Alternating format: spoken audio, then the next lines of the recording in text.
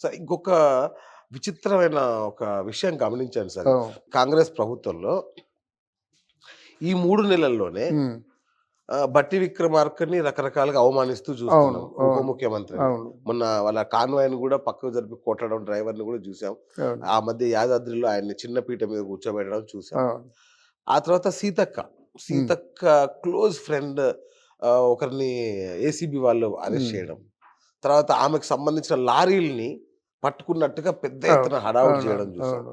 నిన్నటికి నిన్న శ్రీనివాస్ రెడ్డి, పొంగులేటి శ్రీనివాస్ రెడ్డి అవును. కుమారుడిని మీద 3 నెలల క్రితం ఎప్పుడో నమోదైన కేసుని హ్మ్. కాంగ్రెస్ అనుకూల మీడియా కూడా చాలా ప్రముఖంగా ప్రచురించడం అనేది చూసాం మనం. అవును. పబ్లిష్ చేయడం చూసాం. అవును. సొంత ప్రభుత్వాన్ని అప్రతిష్ట పాలయ్యేలాగా హ్మ్.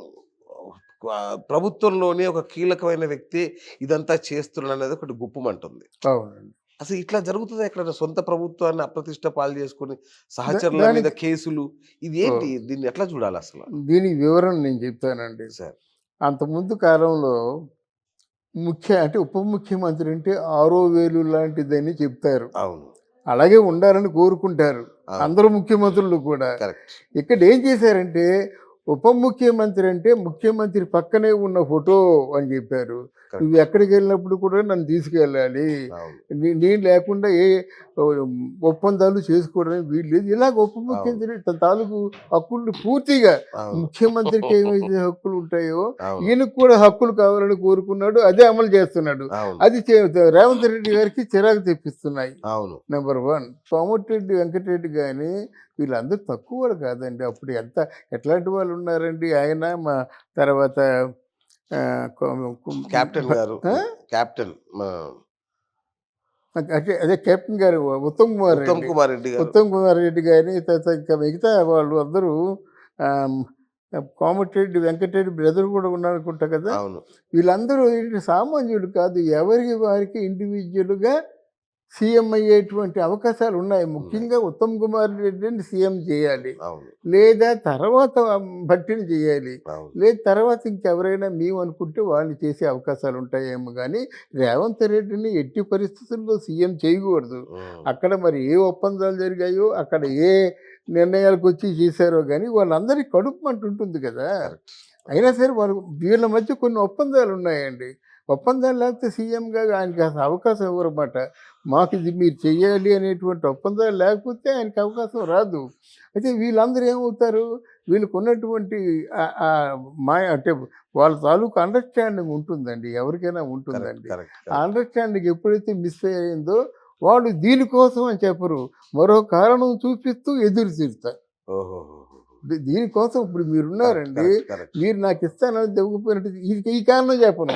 ఇంకో దీన్ని కారణం. అవును. నామోషీగా ఫీల్ అవుతాను. ఇంకో కారణంగా ఏమిటి ఆయన మమ్మల్ని చేయనివ్వడు, ఆయన చేయడంటారన్నమాట. అయిపోయిందంతే. ఖతం. ఆయన చెప్పినట్టుగా 6 మాసాలు కాదు కదా! ఇంకో 4 మాసాల్లో అయిపోయే పరిస్థితి వస్తుంది. ఇలా అవును. గాని జరిగినట్టయితే. అవును. కన్‌ఫ్యూజన్ ఉందండి. మీకెందుకు మీ పని మీరు చేసుకుంటూ వెళ్ళిపోతున్నప్పుడు కన్‌ఫ్యూజన్ ఎందుకు? హ్మ్. ఆ! నా వెనక సీతక్క, ఆ! సీతక్క సీఎం గారికి చాలా దగ్గరంటారు. ఆమెను గూడా ఎట్లా ఈ కేసులు వాటిలలో ఇరికిస్తున్నారు? సీతక్కని ఈయన మోల్డ్ చేశారండి. ఆ! ఆవిడకసలు ఆ ఆలోచన రాకూడదు న్యాయంగా. ఎందుకంటే ఆవిడ ఎంత క్రెడిట్ గెలుచుకుందంటే, అవును. సీతక్కని అనౌన్స్ చేయగానే ఒక వందలాది, వేలాది మంది చప్పట్లు కొట్టారు. అవును. అంత ఫాలోయింగ్ ఉంది. అంటే ఆవిడని చూసి మెచ్చుకొని సోనియా గాంధీ సైతం దగ్గర తీసుకొని ఫోటో తీయించుకుంది. అవును. అటువంటి సీతక్కని డబ్బులు కలెక్ట్ చేసే పనికి పెట్టుకోవడం ఏంటండి? అది అబ్బా! పెట్టుకోకూడదు. ఎందుకంటే అంటే ఆయన ఉద్దేశ్యం ఏంటంటే సీతక్క కంటే బాగా జెన్యూన్ అనిపించుకున్న వాళ్ళు, నమ్మకస్తులు. హానెస్టీ ఉన్నవాళ్ళు ఇంకెవరు లేరు. గనక ఈ నింద నా మీద రాదనే ఉద్దేశంతో పెట్టుకుంటే పెట్టుకోవచ్చు గానీ, తెలిసిపోతుందండి అంటే ఎంతమంది డబ్బులు ఉన్నారు. వసూలు సీతక్క జేస్తున్నారా ఇప్పుడు? వసూళ్ల పర్వం అంతా సీతక్క చేస్తున్నట్టుగా వినికిడి. అచ్చచ్చా! ఓకే. ఎందుకంటే సీతక్క చేస్తే ఎవరికీ ఏ అనుమానం రాదు. ఓకే. ఓకే. గుమ్మనంగా ఉంటుంది. పైగా అక్క అంటాడు, అక్కలాగా చూసుకుంటాడు. వాళ్ళ మధ్య అండర్‌స్టాండింగ్ ఉంది మాట. అవును. మనం ఎవరిని అవును. నమ్ముతాము? అవును. మనకు బాగా ఎవడో ఆఫీస్ బాయ్ ఎవడో ఉంటాడు కదా! అవును. నిజంగా పెద్ద పెద్ద వాళ్ళందరూ వాళ్ళ చేతుల్లోనే పెడతారన్నమాట.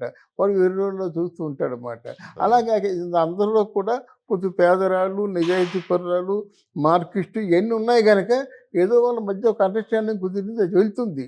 ఒక్కటి మాత్రం చెప్తానండి.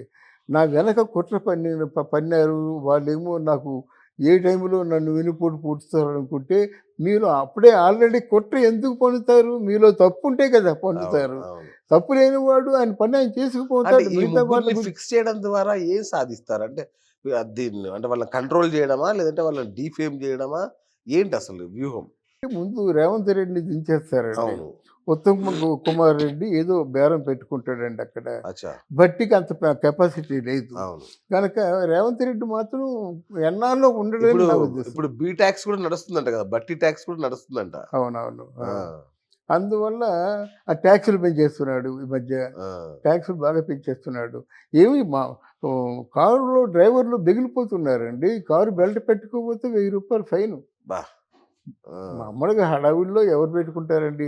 సిటీలో తిరిగినప్పుడు ఫోటో తీసేస్తున్నాడు. రూ. 1000 ఫైన్ అన్నమాట.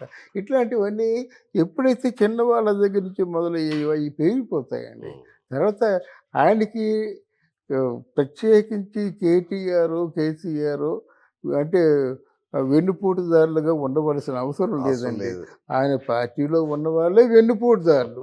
తర్వాత ఈయన చెప్పిన మాటలు చేయాలి కదా! చేయాలంటే అవకాశాలు లేవు కదా! అక్కడ సంపద లేదు, ఖర్చు ఎక్కువైపోతుంది. అవును. వాగ్దానాలు ఎక్కువైపోతున్నాయి. గబగబా 2 వాగ్దానాలు నెరవేరుస్తున్నానన్నాడు. 2 వాగ్దానాల్లో ఒక వాగ్దానం మునిగిపోయింది అప్పుడే.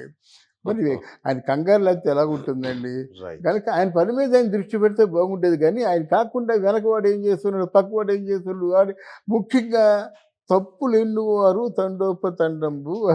అది ఆ తప్పులు ఉండేవారు వాళ్ళ తాలూకు తప్పు ఎనరు. తప్పులు జరగదు గదా! ఎరగరు గనక. అయి ఊరికే వాళ్ళ గురించి తప్పులు ఎన్నుకుంటూ పోతుంటే ఇప్పుడు కుక్కలు చెప్పులు వెతుకుతాయి, నక్కలు మొక్కలు వెతుకుతాయని వాళ్ళు ఎదురు వాళ్ళ తప్పులు వెతుకుంటూ పోతే నువ్వేం చేస్తావు? నీ టైం వేస్ట్ కదా! ఘోరంగా. నీ పరిపాలన వేస్ట్ కదా!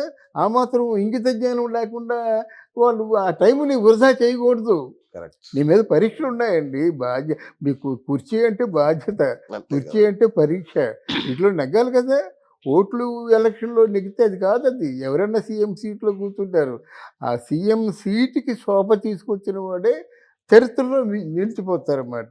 రైట్. అందువల్ల ఆ దిశగా రేవంత్ రెడ్డి గారు ఆలోచించుకుంటే బాగుంటుంది. ఇచ్చిన వాగ్దానాలు నెరవేర్చుకునే దిశగా ముఖ్యంగా ఎదుటివారి మీదేమో నిందలేయడం, ఎదుటివారి మీద బురద జల్లడం, ఎదుటివారి గురించి పూర్తిగా ఇప్పుడు దాన్నేమంటారంటే ఇంగితం అనడం కరెక్టు. ఎందుకంటే తెలంగాణ నెత్తురొచ్చి తీసుకొచ్చిన వ్యక్తిని ఆ విధంగా అమానుషంగా మాట్లాడడం మాత్రం తప్పు.